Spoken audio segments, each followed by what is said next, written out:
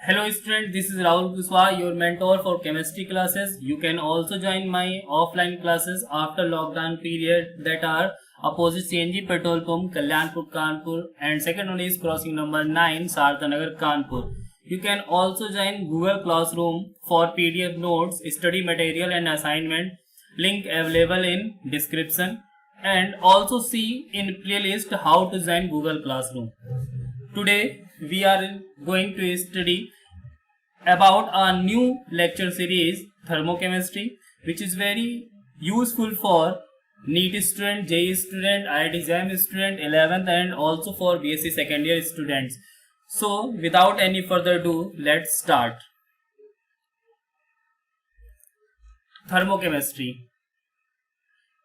Thermochemistry first of all क्या देखेंगे यहाँ पर कि थर्मोकेमिस्ट्री जो है वो किस लॉ पर बेस्ड है। फर्स्ट लॉ ऑफ थर्मोडायनेमिक्स पर बेस्ड है। फर्स्ट लॉ ऑफ थर्मोडायनेमिक्स क्या था, आपने प्रीवियस वीडियो आप थर्मोडायनेमिक्स की वहां पर जाकर आप देख सकते हैं। मैं आपको फिर से एक्सप्लेन कर दूं एक बार कि energy can neither be created not destroyed but it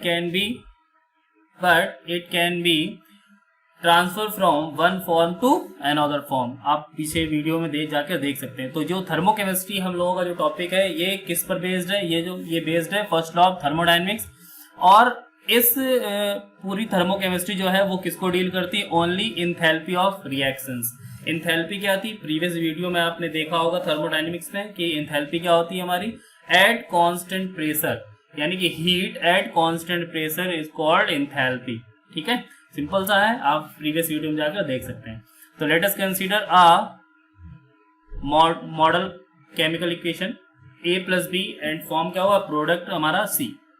आप यहाँ पर देख सकते हैं कि पूरी थर्मोकेमिस्ट्री में आप या फिर कोई भी ऑर्गेनिक की रिएक्शन हो या इनऑर्गेनिक की रिएक्शन हो, ऑर्गेनिक की मेनली ऑर्गेनिक रिएक्शन की मैं बात करूं तो कोई भी अगर रिएक्शन हमारी प्रोसीड होती है तो क्या होता है, रिएक्टेंट में क्या होगा, पहले बॉन्ड ब्रेकिंग होती है, देन प्रोडक्ट में क्या होता है, बॉन्ड का फॉर्मेशन होता है। आप यहाँ देख सकते हैं रिएक्टेंट है तो क्या होगी, इसकी बॉन्ड ब्रेकिंग होगी, और प्रोडक्ट है तो क्या होगा, उसमें बॉन्ड का फॉर्मेशन होगा। सिंपल सी चीज है।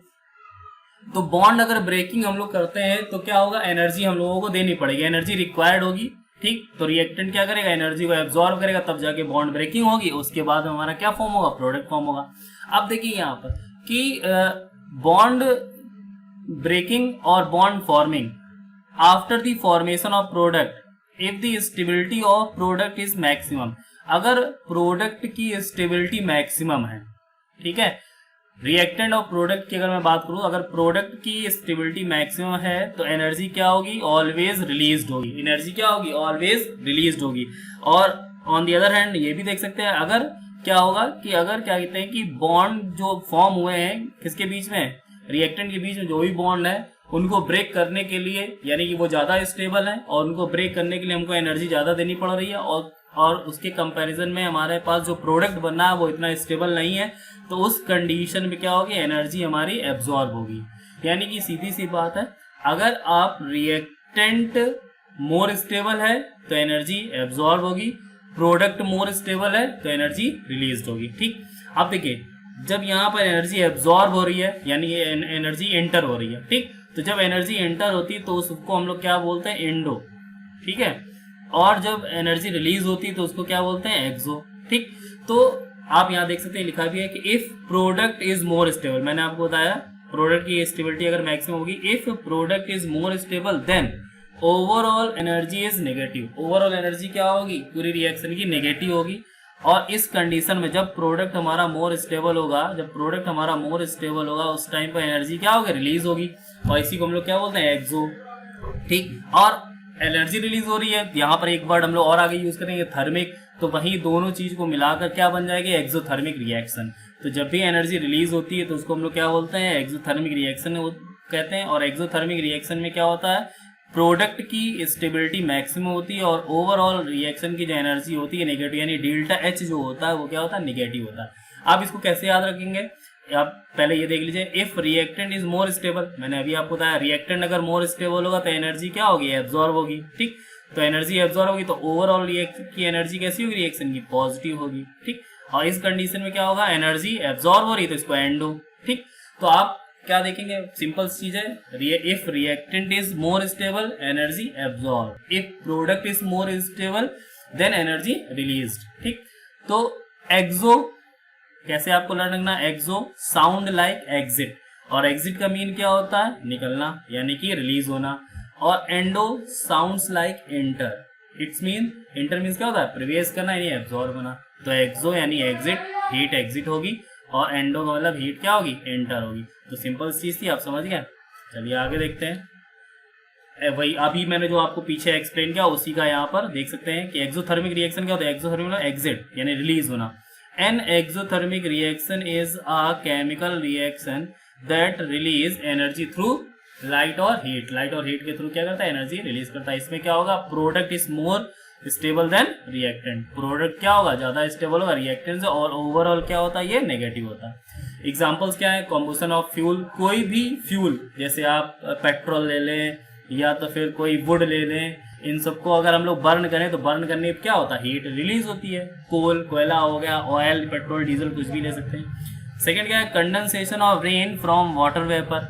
आप देखिए जब बारिश हुई, बारिश के बाद में क्या होता है कि जो वाटर होता है वो एकदम से देखा होगा गर्मी बढ़ जाती है, बारिश होने के बाद में फिर धूप निकलती है, तो कंडेंसेशन हो रहा है ना वहाँ पर वाटर वेपर में। किसमें कन्वर्ट हो रहा है, वाटर वेपर में, और जब वाटर वेपर में कन्वर्ट होता है तो हीट क्या होती है, रिलीज होती है। Mixing of acid and base, ये तो आपने देखा भी होगा, लैब में किया भी होगा, एसिड और बेस को जब हम लोग मिक्स करते हैं तो क्या होता है, हीट निकलती है। ठीक है, इसको आप फिगर से भी देख सकते हैं। देखिए यहाँ पर फिगर है कि आप यहाँ इस फिगर में देख सकते हैं, ये आइस है, ये एक्सोथर्मिक का एग्जांपल। देखिए हीट क्या हो रही है, एग्जिट हो रही है, कॉन्टिन्यूसली हीट क्या हो रही है, एग्जिट हो रही है। और इस कंडीशन में क्या होता है कि सराउंडिंग का टेम्परेचर जो होता है, देखिए लिखा भी है, the exothermic reaction is hotter then surrounding, surrounding से क्या होती है, वो ज्यादा हॉट होती है। ठीक है, आप इसे यहाँ पर समझ सकते हैं।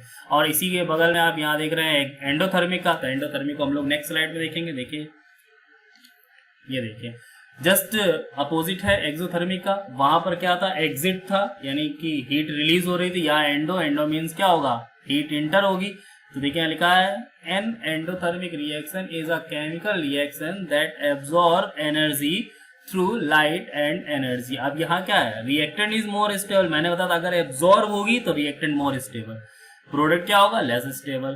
तो देखिए रिएक्टेंट इज मोर स्टेबल और प्रोडक्ट ये बना, एनर्जी वहां नेगेटिव थी, यहाँ क्या होगा, जस्ट अपोजिट क्या होगी, पॉजिटिव।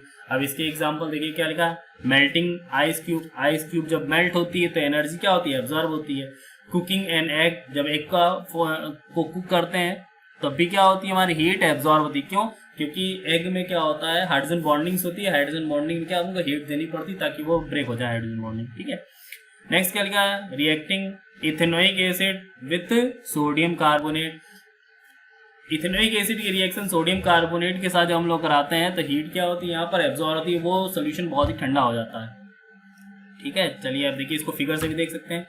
यहाँ देखिए आप क्या लिखा है फिगर में, ये देखिए सिंपल सा क्या, ये आइस क्यूब है आपकी, आइस क्यूब क्या हो रही है, मेल्ट हो रही है, और मेल्ट कब होगी, जब आप क्या करेगा, हीट इसके अंदर क्या हो रही है, इंटर हो रही है। ठीक, और इसमें क्या होगा, सराउंडिंग, देखिए the endothermic reaction is cooler than surrounding, और यहाँ क्या था, हॉटर देन सराउंडिंग। ठीक है, ये टॉपिक याद रखिएगा, ये पॉइंट्स, क्योंकि ये डायरेक्ट क्वेश्चन पूछे जाते हैं जेई में और नीट में भी, बीएससी सेकेंड ईयर में पूछा जाता है। बीएससी सेकेंड ईयर के पर्पज से आप ये रिलेशन याद रखिएगा, एंडोथर्मिक एक्सोथर्मिक रिएक्शन कब होती है, कब कौन सा प्रोडक्ट और रिएक्टेंट कब स्टेबल होता है, इसके एग्जांपल्स भी आप याद रखिएगा। डायरेक्ट पूछ सकता है आपसे कि डायरेक्ट कह रहे हैं कि melting of ice cube which type of reaction, 4 option दे रखे होंगे, एक्सोथर्मिक, एंडोथर्मिक, 2 और कोई भी रिएक्शन के नेम लिखे होंगे, तो आप बस इतना याद रखें कि आइस अगर मेल्ट हो रही है तो वो कौन सी होगी, हमारी एंडोथर्मिक रिएक्शन होगी। ठीक है, सिंपल सा है। चलिए आगे देखते हैं। अब इस पूरे चैप्टर में ठीक बेसिकली डेफिनेशंस हैं, न्यूमेरिकल्स हैं, और इक्वेशन को समझने से पहले हम लोगों को क्या इस स्पेसिफिक रिएक्शंस जो होती है इसमें उसको समझना बहुत जरूरी है। ठीक है, तो उसको मैंने यहाँ पर कंसीडर किया हुआ है। देखिए आप देख सकते हैं थर्मोकेमिकल इक्वेशन क्या होती है, जैसे मैंने एक नॉर्मल सी इक्वेशन लिख ली एज एन एग्जांपल, ए जो है, ए और बी क्या है, प्रोडक्ट हमारे, और ये रिएक्टेंट है, उससे क्या फॉर्म हुआ, प्रोडक्ट, और ये ए बी और सी ये हमारे स्टोइकियोमेट्रिक कांस्टेंट है, बैलेंस करने के लिए रिएक्शन यूज करते हैं। अब कोई भी थर्मोकेमिकल इक्वेशन होगी उसको कैसे हम लोग आइडेंटिफाई करेंगे, उसमें ये 3 पॉइंट होने जरूरी हैं। थर्मोकेमिकल इक्वेशन में ये 3 पॉइंट होने बहुत जरूरी है। इन्हीं से रिलेटेड हम लोग न्यूमेरिकल आगे सॉल्व करेंगे और इन्हीं की जरूरत, इन्हीं टॉपिक की हेल्प से हम लोग न्यूमेरिकल को सॉल्व कर पाएंगे। अदरवाइज बहुत ही लेंथी हो जाता है इनके न्यूमेरिकल को सॉल्व करना। कई बार क्या होता है कि आपको समझ में नहीं आएगा आपको करना क्या है। तो ये पॉइंट्स अगर आपको याद रहेंगे तो आपके सारे न्यूमेरिकल्स बहुत ही ईजी वे में हो जाएंगे। पहला क्या है कि जो भी रिएक्शन आपको दी जाएगी वो कैसी होनी चाहिए, बैलेंस्ड होनी चाहिए। यानी कि स्टोइकियोमेट्रिक कांस्टेंट उनके क्या होने चाहिए, दोनों तरफ ही क्या होने चाहिए, इक्वल होने चाहिए। यानी कि कहीं भी कोई डिसबैलेंस नहीं होना चाहिए। फेज क्या होता है, सॉलिड लिक्विड गैस आपके फेज होते हैं और वो किस फॉर्म में होना चाहिए, स्टैंडर्ड स्टेट। अभी इसके बारे में हम लोग आगे डिस्कस करेंगे। देखिए यहाँ हेडिंग पड़ी हुई है, सॉलिड लिक्विड गैस क्या होती है, स्टैंडर्ड फॉर्म में होती है। और स्टैंडर्ड फॉर्म को हम लोग एक और बोलते हैं नेचुरल अकरिंग स्टेट। यानी कि नेचर से जैसे ही हमको जो भी एलिमेंटल फॉर्म में वो मिलेंगे वो सारे के सारे हमारे स्टैंडर्ड स्टेट में होते हैं। नेक्स्ट क्या है, जो भी हमारे न्यूमेरिकल्स होंगे उसमें क्या होना चाहिए, डाटा गिवन होना चाहिए एंथैल्पी का। अब वो एंथैल्पी हमारी डिफरेंट हो सकती है, अभी आगे हम लोग देखेंगे। जैसे enthalpy of formation, enthalpy of combustion, enthalpy of reaction, enthalpy of transition, different enthalpies हैं यहाँ पर, अभी आगे देखेंगे। सबसे पहला देखिए आप क्या देखेंगे, बैलेंस। देखिए यहाँ CO आया, ठीक। CO का अगर हम लोग फॉर्मेशन करेंगे तो अब यहाँ आप कंपोनेंट देख सकते हैं, एक कार्बन और एक ऑक्सीजन, ठीक। अब इस रिएक्शन को हम लोग कैसे फॉर्म कर सकते हैं, कार्बन और ऑक्सीजन से फॉर्म कर सकते हैं। लेकिन ऑक्सीजन का जो स्टैंडर्ड स्टेट होता है वो O2 होता है, कार्बन का स्टैंडर्ड स्टेट क्या होता है, O2। तो अगर मैं कार्बन और ऑक्सीजन को एज अ O2 ऐड करूंगा तो C प्लस O2 CO2 होगा। और CO ही अगर फॉर्म करना है तो ऑक्सीजन का यहाँ पर कंपोनेंट 1 है और यहाँ पर अगर O2 के फॉर्म में लेंगे तो रिएक्शन हमारी क्या होगी, डिसबैलेंस हो जाएगी। तो इस रिएक्शन को बैलेंस करने के लिए हमको क्या करना पड़ेगा, देखिए ये देखिए। तो रिएक्शन को बैलेंस करने के लिए हम लोगों ने क्या किया, एक ही ऑक्सीजन चाहिए था, 1/2 स्टोइकियोमेट्रिक कांस्टेंट ले लिया, 2 से 2 अगर ये कैंसिल आउट हो जाएगा तो रिएक्शन ये हमारी क्या है, बैलेंस्ड है। इसी तरीके से कोई भी थर्मोकेमिकल रिएक्शन अगर हमारी है, अगर वो डिसबैलेंस है तो वो हमारे लिए यूजफुल नहीं है, आपको ये चेक करना होगा। या फिर ऐसे क्वेश्चन दे दिया गया कि which one is thermochemical equation, तो आपको बस स्टोइकियोमेट्रिक कांस्टेंट चेक करने होंगे जिसमें दोनों तरफ बैलेंस्ड होगा, अच्छी से वेल बैलेंस्ड होगा, वही हमारी थर्मोकेमिकल इक्वेशन होगी। नेक्स्ट देखिए स्टैंडर्ड स्टेट, मैंने आपको भी बताया था, जो नेचर से जैसे ही ऑकर होगी फेज वही हमारी क्या होती है, स्टैंडर्ड स्टेट होती है। देखिए लिखा भी है, reactant and product occur in, product कोई जरूरी नहीं है, नेसेसरी कंडीशन नहीं प्रोडक्ट की, लेकिन रिएक्टेंट आपका जो वो स्टैंडर्ड फेज में होना ही चाहिए, ठीक है। प्रोडक्ट की यहाँ पर जरूरत नहीं है, आप ना भी याद रखें, लेकिन रिएक्टेंट को आप जरूर याद रखिएगा। रिएक्टेंट हमेशा ऑलवेज कैसा होना चाहिए, इन स्टैंडर्ड स्टेट। तो reactant occur in natural phase और फॉर्मेशन ऑफ एंथैल्पी क्या होगी, 0।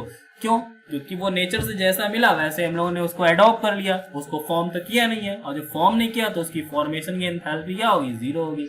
एग्जाम्पल से समझ सकते हैं, ऑक्सीजन गैसियस फेज में होता है, O2 हम लोग लिखते हैं गैसियस फेज में। अगर यहाँ किसी रिएक्शन में लिक्विड लिखा हो तो वो क्या होगा, वो हमारा क्या है, गलत है। कार्बन के बहुत सारे एलोट्रोप्स होते हैं, ग्रेफाइट, फुलरीन, डायमंड। तो कार्बन का जो सॉलिड फेज में होता है और कार्बन का कौन सा एलोट्रोप जो स्टैंडर्ड फेज में होता है हमारा, वो ग्रेफाइट होता है। अगर डायमंड दिया गया तो इसका मतलब क्या है, गलत है। नाइट्रोजन गैसियस फेज में होती है, N2 के फॉर्म में होती है, Cl2 गैस होती है। Br2 आप कहेंगे देखिए गैस भी लिखा मिलता है, लेकिन Br2 होता है क्या, हमारा लिक्विड होता है। आयोडीन सॉलिड, आप लैब में प्रैक्टिकल करते हुए देखा भी होगा कि छोटी छोटी गोलियां होती हैं, ठीक है। सल्फर के भी बहुत सारे एलोट्रोप्स होते हैं, कौन कौन से, रोम्बिक हो गया, मोनोक्लिनिक हो गया। तो सल्फर का कौन सा फॉर्म जो होता है वो हमारा स्टैंडर्ड फेज में होता है, रोम्बिक पार्ट जो होता है वो स्टैंडर्ड फेज में होता है, ठीक है। ऐसे और भी हैं, जैसे हाइड्रोजन गैस हो गई। तो ये सब जिस फेज में हमको मिलते हैं वही वो नेचर में जिस एलिमेंटल फॉर्म में वो हमको मिलेंगे वही उसकी क्या कहलाती है, स्टैंडर्ड स्टेट कहलाती है। अब देखिए यहाँ क्या एग्जांपल क्या है, नॉन स्टैंडर्ड स्टेट। अब देखिए CO है तो कार्बन तो हमको सॉलिड फॉर्म में मिलता है और ऑक्सीजन तो हमको O2 फॉर्म में मिलता है। तो ये तो स्टैंडर्ड फेज तो है नहीं कोई, ये क्या आपको कार्बन मोनोऑक्साइड ऐसे ही मिलती है एलिमेंटल फॉर्म में, नेचर में नहीं मिलती ना, क्योंकि इसको हम लोग क्या फॉर्म करते हैं, कैसे फॉर्म करते हैं, ये रिएक्शन आपने देखी, ठीक है, कार्बन और ऑक्सीजन के थ्रू इसको हम लोग फॉर्म करते हैं। सिमिलरली CO2 भी, तो ये हमारी स्टैंडर्ड फेज नहीं है, ठीक है। चलिए आगे देखते हैं, ये मोस्ट इंपॉर्टेंट टॉपिक है, बहुत ही सिंपल से क्वेश्चन पूछे जाते हैं, नीट जेईई एग्जाम सब पे आते हैं और BSc सेकेंड ईयर के लिए तो मोस्ट इंपॉर्टेंट है। ये सिंपल सा आपको दे रखा होगा कि क्वेश्चन में कि व्हाट एक्सप्लेन द रिलेशन, या फिर 4 ऑप्शन दे रखे उसमें कह देगा कि what is the relation between heat at constant pressure and heat at constant volume, या ऐसे कह देगा क्यूपी और क्यूवी में क्या रिलेशन है, या डायरेक्ट कह देगा एंथैल्पी एंड इंटरनल एनर्जी में क्या रिलेशन है। तो उसको हम लोग इस फॉर्मूले से यहाँ पर देखेंगे। ठीक है, चलिए पहले देख लेते हैं क्या लिखा है चेंज इन एंथैल्पी में। Relation between heat of reactant at constant volume and at constant pressure. ठीक, आपने प्रीवियस वीडियो में इसको आप देख सकते हैं कि एंथैल्पी के लिए क्या रिलेशन होता था, H is equal to E plus PV होता था। H हमारे पास एंथैल्पी है और इसको हम लोग क्या बोलते हैं, heat at constant pressure. E internal energy है, इसको हम लोग क्या बोलते हैं, हीट एट कांस्टेंट वॉल्यूम, और PV है हमारे पास में प्रेशर और वॉल्यूम टर्म। ठीक, अब इनका अगर डिफरेंस निकालें यानी कि डिफरेंशियल फेज में लिखें तो delta H, delta E, P delta V, और P डेल्टा V को हम लोग रिप्लेस कर सकते हैं आइडियल गैस इक्वेशन से। देखिए लिखा भी है यहाँ पर according to ideal gas equation P delta V equal to क्या होता है, NR डेल्टा T। अब यहाँ पर P डेल्टा V को हम लोग रिप्लेस कर सकते हैं NR डेल्टा T से, जो कि मैंने रिप्लेस कर दिया। अब पूरी थर्मोकेमिस्ट्री में हम लोग यहाँ पर जो भी इक्वेशंस लेंगे वो सभी इक्वेशन या रिएक्शन के लिए हम लोग यहाँ पर जो नंबर ऑफ मोल्स यूज कर रहे हैं वो नंबर ऑफ मोल्स यानी या स्टोइकियोमेट्रिक कांस्टेंट इन्हीं को यहाँ बोलेंगे। और ये स्टोइकियोमेट्रिक कांस्टेंट किसके लिए होगा, ओनली फॉर गैस मॉलिक्यूल, केवल गैसियस मॉलिक्यूल के लेंगे। और ये होता क्या है, गैसियस Ng की वैल्यू प्रोडक्ट माइनस रिएक्टेंट, यानी कि stoichiometric constant for product minus stoichiometric constant for reactant. जो भी वैल्यू यहाँ आएगी उसको हम लोग यहाँ पुट कर देंगे और हमारे बीच यहाँ क्या होगा, रिलेशन निकल आएगा। अब जैसे सपोज दैट आपको यही इक्वेशन दी गई एग्जाम में, ठीक, और आपसे क्या रिलेशन पूछ दिया गया या डिफरेंस पूछ दिया गया, क्यूपी और क्यूवी में डिफरेंस क्या है या एंथैल्पी इंटरनल एनर्जी में डिफरेंस क्या है, तो आपको बस यहाँ बताना। जैसे आपको डिफरेंस में पूछ दिया गया कि 2RT आएगा या 3R डेल्टा T आएगा या 1R डेल्टा T आएगा, क्यूपी इक्वल टू क्यूवी होगा, क्या होगा। तो आप रिएक्शन ये गिवन हो गया आपको, आप यहाँ से देख सकते हैं। यहाँ से हम लोग को क्या निकालना हो, सबसे पहले बस इस ऐसे जितने भी न्यूमेरिकल्स होंगे सबसे पहले आप क्या यहाँ Ng फाइंड आउट करेंगे। तो देखिए यहाँ पर क्या है कि यहाँ पर स्टोइकियोमेट्रिक कांस्टेंट जब कुछ नहीं होता कितना लेते हैं हम लोग 1, और यहाँ पर कांस्टेंट कितना है 3। तो टोटल देखिए रिएक्टेंट का टोटल कितना 3 और यहाँ का 1, टोटल कितना हुआ 4। प्रोडक्ट में देखिए कांस्टेंट कितना है 2, तो प्रोडक्ट की वैल्यू कितनी है 2। Ng क्या होता है, प्रोडक्ट माइनस रिएक्टेंट, तो प्रोडक्ट से रिएक्टेंट को माइनस किया तो माइनस का 2 आ गया। अभी इस फॉर्म में यहाँ पर पुट कर देंगे Ng की वैल्यू माइनस का 2। तो जब वैल्यू पुट करेंगे तो QP equal to QV minus 2R delta T। अब यही रिलेशन पूछे, डिफरेंस क्या था तो QV को उठा के ले जाते तो QP और QV में डिफरेंस आ जाता, रिलेशन पूछता तो ये रिलेशन आ गया। सेकंड एग्जांपल आप देख सकते हैं यहाँ पर भी क्या है, कांस्टेंट कितना लिया 1, यहाँ पर भी कितना है 1, तो प्रोडक्ट रिएक्टेंट कितना हो गया 2, और यहाँ प्रोडक्ट में भी कितना है 2, तो 2 माइनस 2 करोगे तो कितना आएगा 0। तो यहाँ Ng की वैल्यू कितनी आ गई 0। अब यहाँ वैल्यू जब पुट करोगे आके इस जगह आप, तो ये पूरा टर्म क्या होगा 0, तो QP इक्वल टू QV हो जाएगा। तो इस तरीके से न्यूमेरिकल्स को आप डायरेक्ट देख भी सकते हैं क्या, कि जब दोनों तरफ स्टोइकियोमेट्रिक कांस्टेंट सेम होते हैं तो एंथैल्पी और इंटरनल एनर्जी क्या होती है, इक्वल होती है। ठीक है, तो ये न्यूमेरिकल्स मिल जाएंगे। इससे रिलेटेड मैं आपको जो भी क्वेश्चंस होंगे मैं गूगल क्लासरूम में डाल दूंगा, आप वहां जाके इसको सॉल्व करके मुझे असाइनमेंट आप सेंड करिएगा। ठीक है, इस वीडियो में मैंने आपको केवल एक ही एंथैल्पी यहाँ पर दे रखी है। इसके बाद जो भी एंथैल्पीज होगी आपको सेकंड लेक्चर में मिलेगी, उसी से रिलेटेड क्वेश्चंस आपको सेकंड लेक्चर में मिलेंगे। इतने टॉपिक से जो भी न्यूमेरिकल्स जो भी क्वेश्चंस आएंगे उसकी मैं PDF आपको गूगल क्लासरूम में प्रोवाइड करा दूंगा, आप वहां जाकर उसको करके असाइनमेंट मेरे को सेंड कीजिएगा। ठीक है, तो नेक्स्ट वीडियो जो होगी उसमें मोस्ट इंपॉर्टेंट है हेज लॉ, उसके एप्लीकेशन, क्योंकि जितने भी न्यूमेरिकल पोर्शन यहाँ आता है इस चैप्टर से वो हेज लॉ के एप्लीकेशन से ही आते हैं और उसको ही समझना बहुत अच्छी तरीके से आना चाहिए आपको। ठीक है, तो आप यहाँ देखेंगे एंथैल्पी ऑफ फॉर्मेशन, तो सिंपल सा एंथैल्पी ऑफ फॉर्मेशन आपको बस क्या है, मैंने आपको बताया कि रिएक्टेंट जो भी है हम लोगों का वो किस फॉर्म में होना चाहिए, स्टैंडर्ड फॉर्म में होना चाहिए। तो देखिए क्या है कि रिएक्टेंट से क्या बनेगा प्रोडक्ट, और प्रोडक्ट ऑलवेज कितना होना चाहिए 1 मोल। हर एक एंथैल्पी की स्पेसिफिक कंडीशन होती है, उसकी स्पेसिफिक कंडीशन आपको याद होगी तो आपको कोई प्रॉब्लम नहीं होगी इस चैप्टर में, क्योंकि इसके न्यूमेरिकल जो होते हैं वो बहुत ज्यादा क्या होते हैं, लेंथी होते हैं। ठीक है, तो आप यहाँ देख सकते हैं कि रिएक्टेंट कैसा होना चाहिए, always exit in their standard state. ठीक है, तो डेफिनेशन देख सकते हैं क्या लिखा है, the standard heat of formation of a compound is the change of 1 mole of the substance from its constituent elements with all substance in their standard state। substance यहाँ मतलब reactant, तो reactant always कैसा होना चाहिए, standard state में होना चाहिए, अपनी standard state में वो होना चाहिए। तो अभी पीछे हम लोगों ने देखा था कार्बन मोनोऑक्साइड का फॉर्मेशन मैंने आपको दिखाया था। तो कार्बन मोनोऑक्साइड के कंस्टिट्यूएंट कौन कौन से? कार्बन और ऑक्सीजन। तो कार्बन और ऑक्सीजन कैसे होने चाहिए? अपनी स्टैंडर्ड स्टेट में होने चाहिए, ठीक है। तो इंथैल्पी ऑफ फॉर्मेशन को हम लोग एग्जाम्पल के थ्रू समझेंगे। यहाँ पर देखिए H2 हाइड्रोजन का स्टैंडर्ड स्टेट क्या होती है? गैस। Cl2 क्लोरीन की स्टैंडर्ड स्टेट क्या होती है? गैस। तो ये पोर्शन आपका सही है। और फॉर्मेशन हुआ यहाँ पर 2HCl का। तो देखिए यहाँ पर जो भी प्रोडक्ट फॉर्म हुआ है वो कितने मोल फॉर्म हुआ है? 2 मोल फॉर्म हुआ। और अकॉर्डिंग टू डेफिनेशन प्रोडक्ट कितना होना चाहिए? 1 मोल होना चाहिए, ठीक। तो अब क्या करेंगे? एंथैल्पी ऑफ फॉर्मेशन क्या होगी? जो भी चेंज इन एंथैल्पी आई इस रिएक्शन में उसको उसमें क्या करेंगे? 2 से डिवाइड कर देंगे। क्यों? क्योंकि हमको कितना चाहिए? 1 मोल चाहिए। तो आप देख सकते हैं यहाँ पर क्या लिखा है? 2 मोल फॉर्म हुआ। According to definition product always 1 mole, ठीक। सेकेंड एग्जाम्पल आप यहाँ देख सकते हैं कि कार्बन मोनोऑक्साइड किसमें है? गैसियस फेज में। 1/2O2 यानी ऑक्सीजन ऑलवेज किसमें होती है? गैसियस फेज में होती है। लेकिन ये हमारा एग्जाम्पल नहीं है किसका? एंथैल्पी ऑफ फॉर्मेशन है। क्यों? क्योंकि कार्बन मोनोऑक्साइड जो होता है उसकी कोई एलिमेंटल फेज नहीं होती है, ठीक। इसकी एंथैल्पी ऑफ फॉर्मेशन 0 नहीं होती। इसको तो हम लोग खुद फॉर्म करते हैं कार्बन और ऑक्सीजन की स्टैंडर्ड स्टेट के थ्रू। तो ये एग्जाम्पल जो है वो एंथैल्पी ऑफ फॉर्मेशन का नहीं है। नेक्स्ट एग्जाम्पल देख सकते हैं आप यहाँ पर H2 गैसेस फेज में होता है, स्टैंडर्ड स्टेट है। Br2 गैसेस फेज में है, लेकिन Br2 जो ब्रोमीन की होती है उसकी स्टैंडर्ड स्टेट जो होती है वो लिक्विड स्टेट में होता है। तो इसका मतलब ये भी हमारा एंथैल्पी ऑफ फॉर्मेशन नहीं है। नेक्स्ट एग्जांपल देख सकते हैं H2 गैसेस फेज में, ब्रोमीन लिक्विड फेज में और 2HBr फॉर्म हुआ। तो सिमिलरली यहाँ पर फर्स्ट एग्जांपल की तरह ये भी है। Br2 क्या होता है? लिक्विड फेज में, ये इसकी स्टैंडर्ड स्टेट है। तो इसका मतलब ये इसका एग्जांपल है, ठीक है। तो और इसमें भी क्या करेंगे हम लोग? एंथैल्पी ऑफ फॉर्मेशन क्या होगी? 1/2 होगी। नेक्स्ट एग्जांपल आप देखते हैं कार्बन सॉलिड फेज में। जब सॉलिड लिखा होगा कार्बन में तो आप उसको ग्रेफाइट ही कंसीडर करेंगे। O2 ऑक्सीजन भी क्या है? गैसेस फेज में है। तो ये दोनों अपने स्टैंडर्ड स्टेट में है और फॉर्मेशन हो रहा कार्बन डाइऑक्साइड का। तो इसका मतलब ये भी एक एग्जांपल है एंथैल्पी ऑफ फॉर्मेशन का। अब देखिए कुछ एग्जांपल्स यहाँ पर CH3OH। अब CH3OH का फॉर्मेशन अगर हम लोग करेंगे तो यहाँ पर देखिए इस एल्कोहल में कंपोनेंट कौन कौन से? कार्बन, हाइड्रोजन और ऑक्सीजन। तो इसका अगर हम लोग फॉर्मेशन करेंगे तो इसकी यहाँ पर कार्बन, हाइड्रोजन और ऑक्सीजन की क्या लेनी पड़ेगी? स्टैंडर्ड स्टेट लेनी पड़ेगी। तो कार्बन की स्टैंडर्ड स्टेट क्या होती है? कार्बन कैसा होना चाहिए? सॉलिड फेज में होना चाहिए और ग्रेफाइट होना चाहिए। हाइड्रोजन की जो स्टैंडर्ड स्टेट कैसी होनी चाहिए? H2 होना चाहिए और गैस होना चाहिए। और ऑक्सीजन की भी क्या होती है?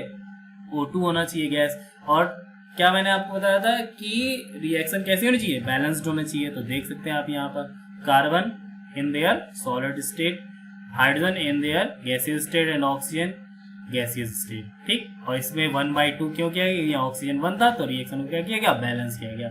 इसी को हम लोग और इजी वे में सेकंड एग्जांपल से समझ सकते हैं। ये देखिए लिखा भी है अब क्या है यहाँ पर? Standard form. तो जो भी रिएक्टेंट होगा वो स्टैंडर्ड फॉर्म में होगा, सिंपल सा। अब देखिए यहाँ पर कैल्शियम कार्बोनेट का हम लोगों को फॉर्मेशन करना है। तो कैल्शियम कैसा होता है? सॉलिड। कार्बन कैसा होता है? सॉलिड। और ऑक्सीजन कैसा होता है? गैसेस फेज में। और इसको हम लोग क्या करना पड़ेगा? बैलेंस भी करना पड़ेगा। तो आप भी देख सकते हैं यहाँ पर calcium solid state, carbon solid state and oxygen gases state. और 3/2 स्टोकियोमेट्रिक कांस्टेंट से मल्टीप्लाई कराया गया। क्यों? क्योंकि हम लोगों को रिएक्शन को बैलेंस करना था। 3 ऑक्सीजन थे यहाँ पर, ठीक है। तो ये लास्ट स्लाइड थी इस वीडियो की।